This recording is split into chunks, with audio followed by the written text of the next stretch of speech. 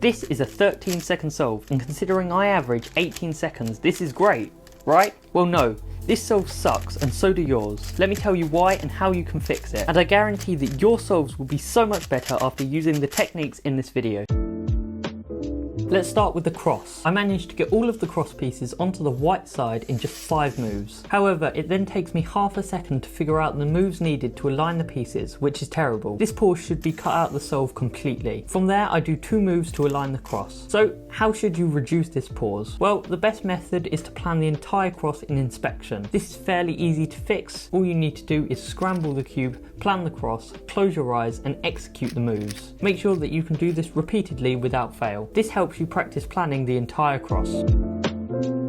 From there, I now have a pair already made for me. All I have to do is insert it, which takes me 1.2 seconds. This is terrible, especially considering the pair was already made for me. To combat this issue, you should do some slow solves to improve look ahead, which would reduce this time. The next pair I do pretty effectively. However, after that, to find the next pair, I do U, then U prime, then U. This takes way too long. However, much like the issue with the first pair, this can be easily fixed with slow solves, because this is simply a mistake that comes down to my terrible look ahead. Once I find the pair, I do a pretty decent solution, so now onto the final F2L pair. Whilst the solution is good, I do lock up at one part. This is because the cube is too fast for how I am turning, which is down to the cube being fairly new, so I'm not quite used to the fast turning. So all I need to do is to practice more on this cube.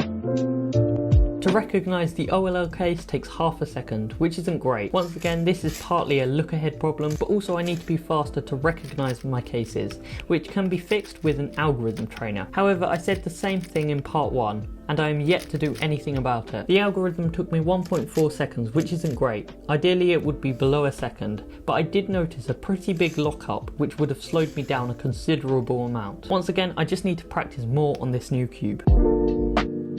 It takes me just over a second to recognise and align the PLL. This comes down to the same issue with look ahead and algorithm recognition. It took me 1.4 seconds to complete the PLL, but I'm going to use the same excuse due to a fairly large lockup in the middle of the algorithm. Then it took me less than 1/10 of a second to stop the timer, which is pretty impressive. Subscribe!